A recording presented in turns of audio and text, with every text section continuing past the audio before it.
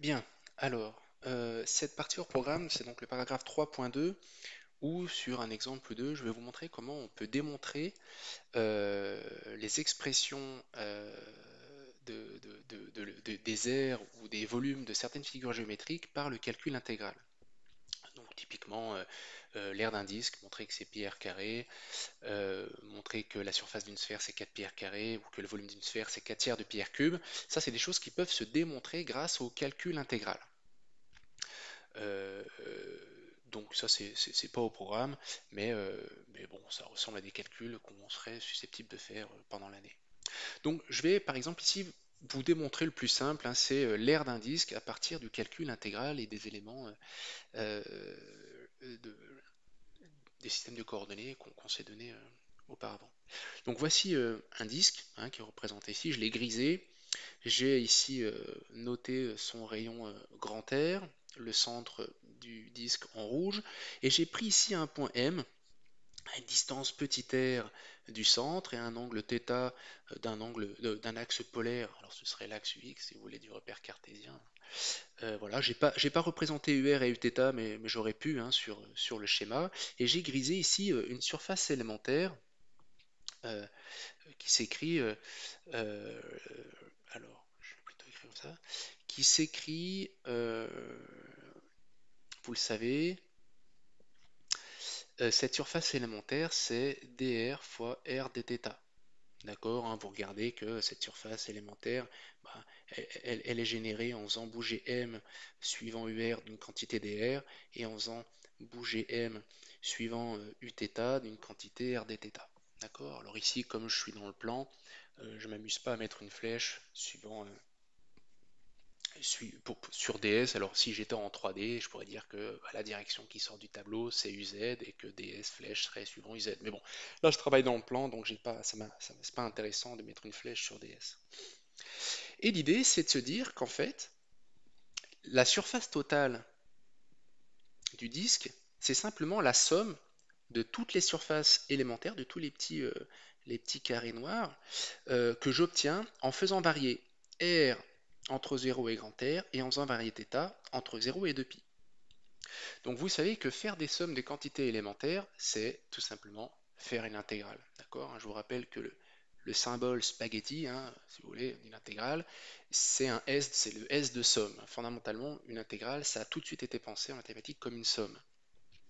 Donc on fait varier R entre 0, petit r entre 0 et grand R, on somme suivant petit r, on fait se balader le point M en faisant varier R, et on fait se balader le point M en faisant varier θ entre 0 et 2π. Voilà, pour générer le disque, il faut que on fasse bouger M entre 0 et grand R et entre 0 et 2π.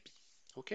Et donc, pour avoir la surface totale, il faut sommer à chaque fois, pour chaque valeur de R et θ, sommer la surface élémentaire ds. Donc, typiquement, on peut écrire les choses comme ça, d'accord? La surface totale, c'est la somme des surfaces élémentaires. Si j'exprime ici la surface élémentaire comme on l'a euh, exprimé plus haut, on obtient R dr dθ.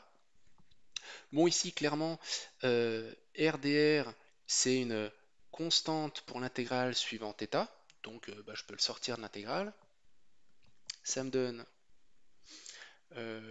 ça me donne donc ceci.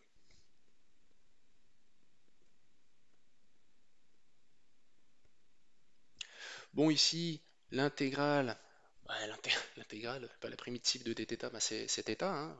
C'est comme si quelle est la primitive de l'intégrale de 1 fois dx, hein. Là, c'est comme si on avait 1 fois dθ, donc la primitive de 1, c'est θ, et vous prenez entre 0 et 2π, hein.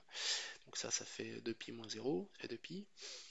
Et ça ici, alors, donc la variable c'est r, la primitive de r c'est r carré sur 2, et je l'évalue entre 0 et grand R. Ok? Et donc, ce terme-là, ça me donne donc grand R carré sur 2. Et au final, la surface totale, ça fait 2π fois R carré sur 2, ça fait pi R carré. Et voilà. Bon, vous saviez déjà, hein, que l'aire d'un disque, c'était pi R carré, mais voilà comment on peut le démontrer à partir des expressions des surfaces élémentaires en polaire, enfin de l'expression ici de la surface élémentaire en polaire, et grâce au calcul intégral.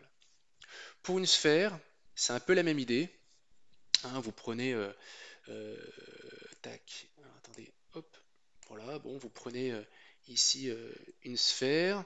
Alors je peux essayer de dessiner le fait que c'est une sphère, enfin le faire sentir un peu en faisant comme ça, tac, tac, tac, tac. Bon, c'est pas très clair, hein. Je dessine le plan équatorial si vous voulez. Pardon.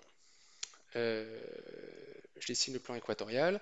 Et donc là, l'idée, c'est, je repère le centre de la sphère, et puis je comprends que je génère, mince, je génère euh, le volume, hein, la sphère en volume, en faisant bouger des points M. Je peux représenter le point M ici, et un petit cube, d'accord, un petit volume élémentaire, comme ça, centré sur un point M, qui se trouve à une distance petit r, avec un angle θ. Bon, je dessine pas phi, mais vous comprenez, c'est un petit peu la même chose que pour le cercle, l'aire du disque au-dessus, mais cette fois-ci, je suis en coordonnées sphériques, il y a r, θ, phi, je suis en 3D, et je cherche à générer un volume. Aussi, le volume total de la sphère, ça va être la somme euh, sur toute la sphère, si vous voulez, de la surface, pardon, pas de la surface, non, je suis bête, du volume élémentaire que j'ai dessiné et que j'assure à présent ici, hein, d'accord? Hein, on prend un point M, il y a un petit cube élémentaire comme ça, et pour générer la sphère en totalité, ben, je prends tous les points M possibles dans la sphère, et à chaque point M est associé un petit cube. Et en faisant la somme des volumes des petits cubes, ça va me donner la sphère en totalité. Ok? Donc maintenant, si je passe aux coordonnées, alors, on sait que petit r doit être entre 0 et grand R. Si grand R, évidemment, c'est le rayon de la sphère. Θ, rappelez-vous, hein, attention, θ en sphérique, il varie entre 0 et pi. Hein, entre, si vous voulez, le pôle nord là-haut et le pôle sud. Hein, θ, il varie entre 0 et 2 pi. Et c'est phi, alors cette fois-ci, vous voyez, je le note en phi minuscule, je préfère. C'est l'angle azimutal, si vous voulez, qui varie entre 0 et 2 pi. Et le dτ en sphérique, on avait dit que c'était dr, donc la projection du déplacement élémentaire suivant UR, fois r dθ, ça c'est le déplacement suivant Uθ, fois r sinus θ d phi. Ok? Bon, c'est pas très difficile, hein, là, c'est pareil, donc on regarde que ce terme, tout ce terme-là,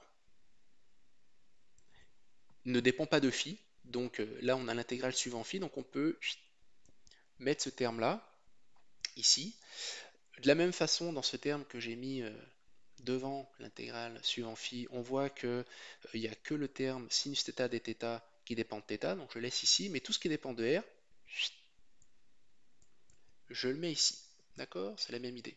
Je fais les deux étapes d'un coup, et ça me donne, entre 0 et grand R, j'ai r carré dr, fois, maintenant, suivant θ, j'ai sinus θ dθ, et suivant phi, j'ai tout simplement des phi. Bon, ça c'est trivial, ça fait 2π, on l'a vu juste avant. Bon, ça c'est pas très difficile à calculer. La primitive de sinus, attendez, j'ai pas dit, c'est moins cosinus, d'accord? Moins cosinus à évaluer entre pi et 0. Bon, cosinus de pi c'est moins 1, donc ici ça va nous faire 2, d'accord? Et enfin ici, ben, c'est r cube sur 3 à évaluer entre 0 et r, comme ça. Donc là, vous voyez, vous avez 4π sur 3 fois r cube. Voilà comment on peut démontrer de manière, avec les outils de l'analyse, hein, les intégrales, euh, le volume d'une sphère. Et remarquez que vous vous rappelez, alors ici clairement il y a l'idée de on somme des volumes élémentaires, le volume est extensif, hein, sinon, on somme des volumes élémentaires pour avoir le volume total, et puis on s'est basé sur l'expression du volume élémentaire en coordonnées sphériques. Et vous vous rappelez comment on avait établi cette expression? En regardant le volume élémentaire comme un cube. Donc finalement, en géométrie, si vous connaissez l'expression du volume d'un cube, vous pouvez, grâce à une méthode intégrale, en déduire le volume de la sphère, pareil, le volume du cylindre, surface du cylindre, etc. D'accord? Bon, alors si vous prenez une figure géométrique quelconque, ça ne marchera pas, mais en tout cas, vous voyez que grâce aux coordonnées, au système de coordonnées cylindriques ou sphériques, on peut trouver les surfaces du cylindre, le volume du cylindre, surface d'une sphère, volume d'une sphère, pareil, périmètre du cercle ou, euh, ou surface R du disque, quoi. Voilà. Bon, alors ça, c'est pas au programme.